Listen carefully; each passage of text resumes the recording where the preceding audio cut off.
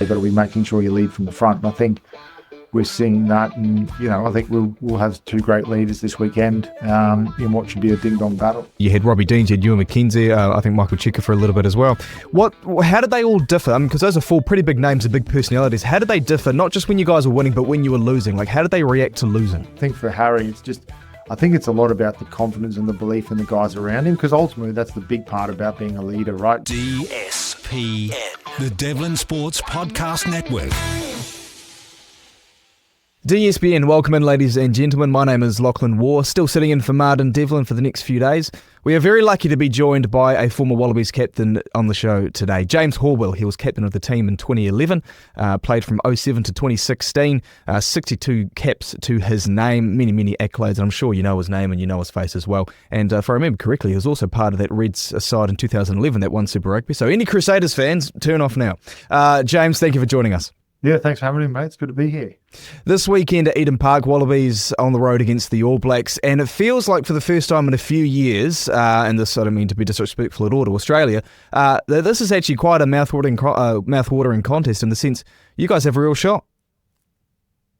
Well, yeah, look, I think we, Aussies, we're always the optimists, and we go, with the crack. But I think this year, just the whole rugby championship in general, it's been a great contest, and I think this is what we want to see from our competition. I know everyone loves winning all the time, but I think from a fan's point of view, having it really questioning, going, well, I think they genuinely can get the job done. Obviously, Eden Park, well aware of the history that goes on there and how well, it's not just the history, it's how well the All Blacks play at Eden Park. It's just even from my time, they just seem to rise a different level there compared to other stadiums, even in New Zealand. So I don't think there's any. The guys wouldn't be unaware of the task ahead of them, but I think what we're seeing with this Wallabies team is a bit of confidence, and we've seen that in the Rugby Championship from coming from behind in a couple of games against South Africa, particularly at Ellis Park. So they've ticked that box. And then obviously coming from behind in Townsville against Argentina were two massive performances. So belief, I don't think is going to be a challenge. It's just whether they can put that 80-minute performance together from what will be a smarting All Black side, I'd imagine, after their last outing against the Springboks. Yeah, I think so. People talk about All Blacks teams that their backs are against the wall. You don't want to play them the next time round. But with this Australian side, is it as simple as head coach Joe Schmidt and him working his magic that's seen this sort of... I'm reluctant to call it a turnaround yet, because we've seen Wallabies sides in the last 5, 10, 15 years that have had great years, and then they sort of haven't really been able to back it up. But, what is it? Is it all down to Joe Schmidt? What do you think it's down to, how this year's gone? Oh, look, I think a big part of it's down to Joe and the belief he's put in. But I think there's obviously the development of a lot of younger players. We've been working and had some young guys coming through the system that just hadn't been exposed to a lot of rugby at a Super Rugby or professional level, let alone test level, right? And so that's starting to grow. I think the selections of players, some key players from offshore have really helped. Obviously, in the Lions series, you talk about Will Skelton, the impact that he made, and just the belief that gave the guys. And I think from where a lot of these players had come from, a lot of them hadn't sort of experienced continued success even at a provincial level. They sort of had success at under 20s level, younger level, gone to professional, not been that successful. Now they're sort of, Joe and I think his coaching staff are working really well on building that confidence and building that belief in what they're doing, and then just the little steps in winning, because it then becomes a habit. It's almost like, well, we know how to win, we're just going to find a way to win regardless. And I think that's where a big impact on the team has come. So I think Joe certainly has had a huge impact, but I think there's also obviously the player availability and the depth of players that we're starting to grow, and the selections of certain particular players in key positions has definitely benefited us. Yeah, I think two in particular are your 7 and your 8, Fraser McBride and Harry Wilson, who, I remember watching Fraser McBride in a match against the Chiefs a few years ago for the Reds, and I just thought, geez, he's going to be a star, if not already. And then you get Harry Wilson, who just seems to embody everything that I think rugby purists love about rugby players. He's not exactly the most athletic guy. He's a little bit unco when he runs sometimes, but he just, as I say, embodies a lot that we love about rugby players. Yeah, exactly. I mean, both those guys have been immense, obviously playing up at the Reds as well. Two guys that play so well together. I mean, Fraser spoke, there was big raps on him coming through the under-20s and under-19 systems that you could tell that he was going to be a future star. And I think I think you can see the impact he has, on the greater team. I think we looked at the game last year when we lost to Scotland in Scotland. In a game that we probably should have won based on how we performed against England. We played really well and obviously pushed Ireland in that series at home, which is no mean feat at the time. And, the team just didn't gel and function as well because my belief was because Fraser wasn't on the field. Right. He'd been rested for that game. And I think he's just such a great linchpin. His timing's so good. And he's not a big guy in terms of where we're seeing a lot of the game going with big number sevens across the board. You're seeing a lot of bigger back rowers. He's still that genuine fetcher and genuine open side that, I guess in Australia we've been so lucky to have a laundry list of guys that you could sort of go through and go, well, they are world-class. Yeah. I think he's starting to be one of those guys. So, he's certainly the guy. When you think about it, when a team would be prepping against the Wallabies, they'd be thinking, how can we minimise his impact on the game defensively and impact? And then I think that's a great credit to him. And Harry, just ever since he's got the skipper's armband, it's given him that confidence. He's been, previously before Joe, and times he was a bit in and out of Wallaby teams. He'd play for a bit, not get picked, get told he needs to get fitter, get more impact. And I think he's taken that on the chin. And I think the best thing about it this year, even at the Red, he had some, a couple of injury scares, spent a bit of time with a broken arm, and didn't let that sort of get him down. He just kept working and working, and I think we're seeing the benefits of it now. And he's just a guy that genuinely loves playing footy. I think that's what Wallabies fans want to see, a guy you want to get behind. He just loves it. He wears his heart on his sleeve. Hurts when they lose, but absolutely loves it when you win. And, the sort of guy that, wins the game, you can definitely tell he's going to have a beer in the change rooms afterwards. He's not sort of too stressed about the whole athletic professional development sort of side of things. Yeah. Well, James, another thing that I really like about him, and I think this is the case with all, and you'd know this as well as anyone being a former Test captain yourself, that, you're not really a great leader right away, are you? It's something that you learn, and there might have been a few little criticisms here and there of Harry and whether he should have even gotten the job in the first place, but, it's something that you have to work away at, and it's like, staying in shape physically. You've just got to continually go to the gym, but I guess from a mental standpoint, right, it's something that a role you continue to grow in being a captain. Definitely. And look, it's you're never you always look back and go, did you make the right thing? How did you act? What did you do? You're always reviewing what you're doing. But I think for Harry, I think it's a lot about the confidence and the belief in the guys around him, because ultimately that's the big part about being a leader, right? You got to, on the team, you need to be able to, the guys that listen to you, what you're doing, and they're able to react and you're able to, help the team win. That's the ultimate goal of being the skipper. You're not there to it's not about you. It's about how can you help the team win, whether it's structuring the way the training's run, on field, making decisions to get the job done. And we've seen that. And I think he's made, the other part is the challenge at Test rugby. We see is, managing referees, because that's a big part of being a Test captain now. Obviously, you've got to be able to manage referees, and the good ones are very good at it. And sometimes you can get referees offside quite quickly if you don't react there. So reviewing that and how that, and that's just a learning. Sometimes you just got to be in the moment, review how you acted in that situation, and go, okay, should have I done better? What could have I done better there? If that situation pops up again. I think we've seen him improve in that space. And it is hard because he wears his heart on his sleeve. So sometimes when calls or you've got questions, you can see him rushing to the referee, and sometimes he's got to be able to manage that because you don't want to get the referees offside. Yeah, how tough is it, that adjustment going from just being a Test player, which obviously is a great achievement and a pretty hard thing to maintain in itself, and then actually getting that captain's armband? And I ask because Scott Barrett is obviously one of our best players, and since he's become All Black captain, I don't think he's gotten worse in either department, but I'm just always curious to know how you sort of manage that. And I think his performances probably from an actual in-game standpoint maybe haven't been to his, the best it could be. But, for yourself, when you became the captain, was it hard to balance making sure that you still did your job on the field and you were still that new leader that you needed to be?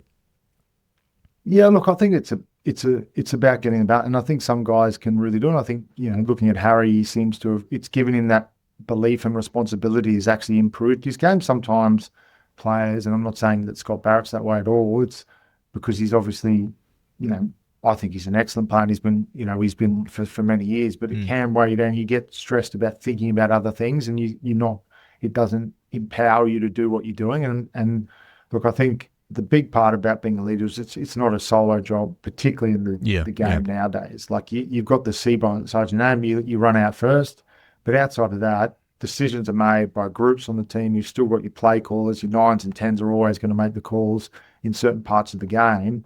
It's just about making sure that you can drive and direct the team to what you need them to do at certain periods. And I think that's the big part of it. And look, for me, it was the same. It was, I took that responsibility on and said, look, now the skipper, I've got to be actual that I'm performing each week, and actually help some of my performances early on, because it was like, look, I can't slack on this because everyone's watching. You've got to be the right guy. You've got to be making sure you lead from the front. And I think we're seeing that, and I think we'll have 2 great leaders this weekend in what should be a ding-dong battle. Yeah.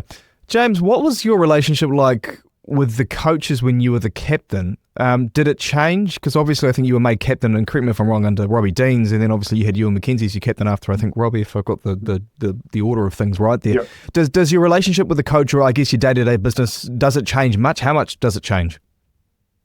No, I don't think it changes. I think a big part of being a skipper off the pitch is obviously being that conduit between the players and the coach, and being able to sort of manage and, be the sounding board, hearing what they're saying, what they're seeing, and how you can help in that sense, and how you can influence how they're trying to, and vice versa, what you're hearing around the team, the feedback, because, obviously you're in a squad, and squads are, 35, 40 people. You can't have every person talking to the coach at every moment. It's just not functional. Whereas you can sort of work your way around the team, and you're able to, feedback with what's going on. And then obviously vice versa, you're able to give the coach some information. Hey, look, we're hearing this. The guys are flat, guys have gone and slept, or this happened. And you're able to manage that and just be that conduit between the players and the staff, and also be able to make sure that your messaging is aligned, because that's really important as a skipper and as a team. The coach and the captain and everyone's aligned, so when you're delivering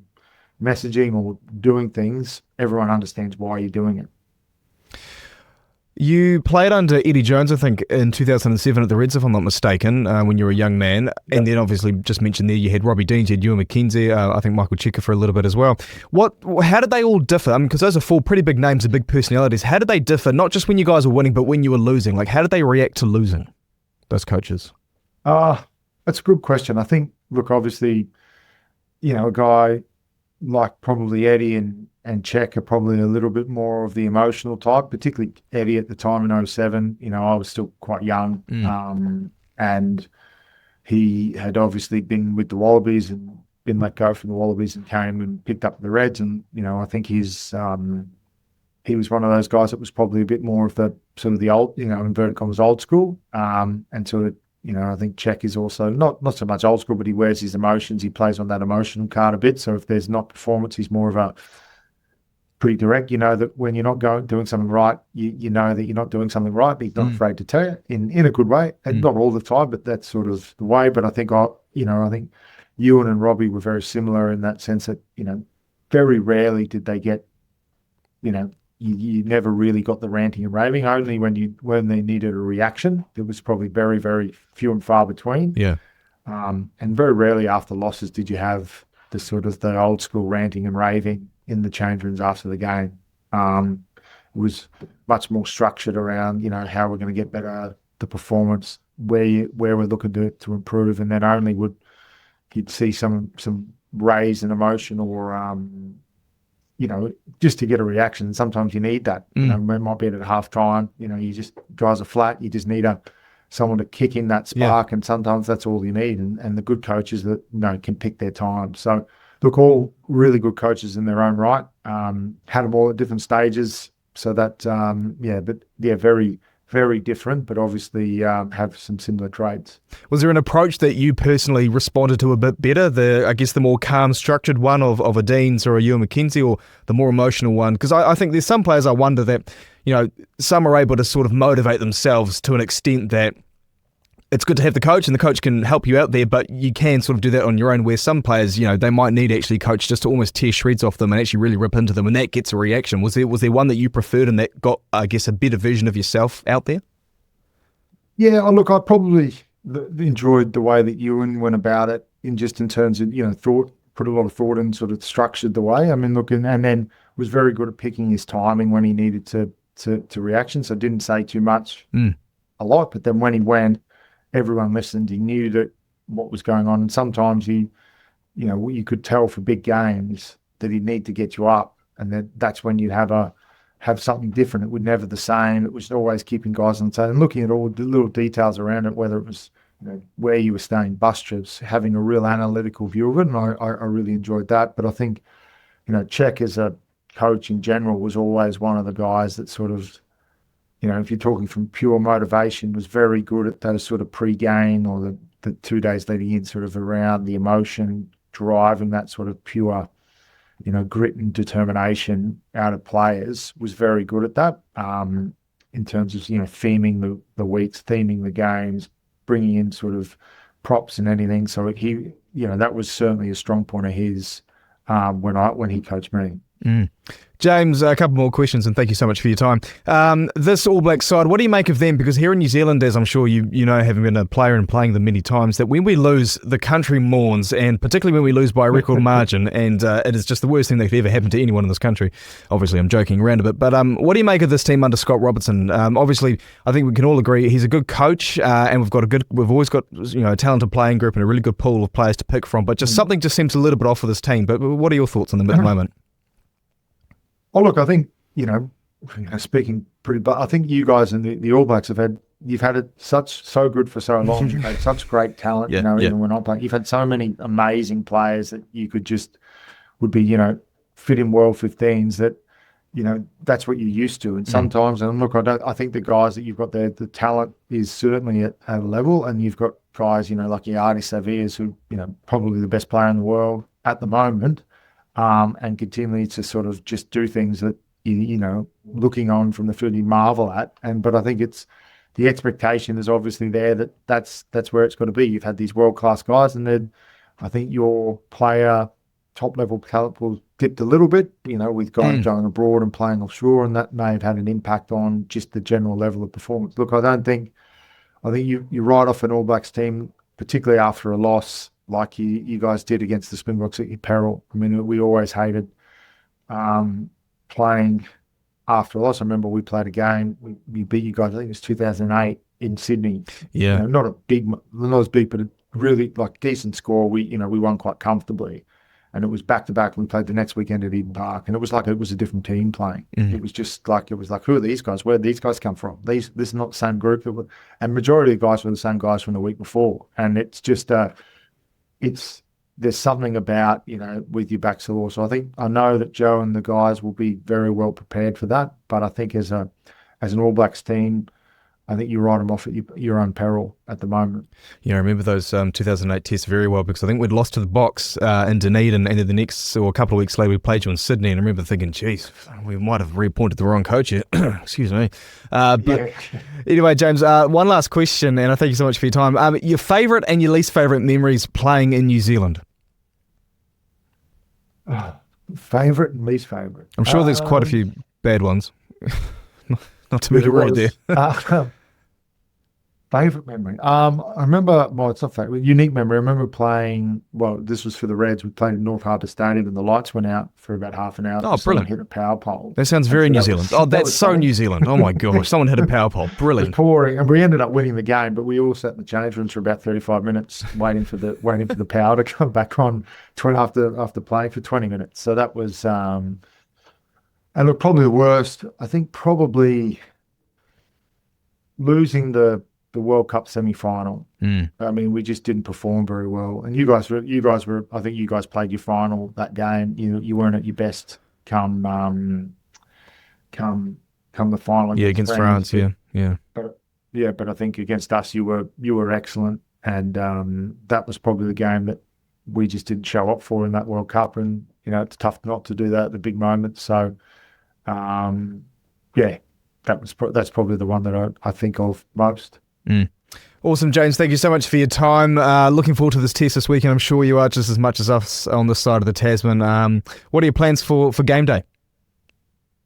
Well, look, mate, I'm going to the AFL Grand Final, so I've got to watch both at the same time, because my team, the Brisbane Lions are in the AFL Grand Final, And because you guys are playing it at 5 o'clock your time, it's 3 o'clock our time, which is the same time as the AFL Grand Final. So I'm going to have the phone out watching it. I was hoping that it was a 7 o'clock kickoff in New Zealand, which is a 5 o'clock kickoff, which would have gone straight from the AFL Grand Final into getting the MCC to turn on the rugby, which we did last year, to get them to turn the rugby on in the MCG to watch. So that's what. But you decide to play at 5 o'clock, which is fine. But I'll be watching at the MCG. Yeah, and then as a Brisbane man, you've got a big day on Sunday as well with the Broncos and the Panthers, right? Yeah, I know.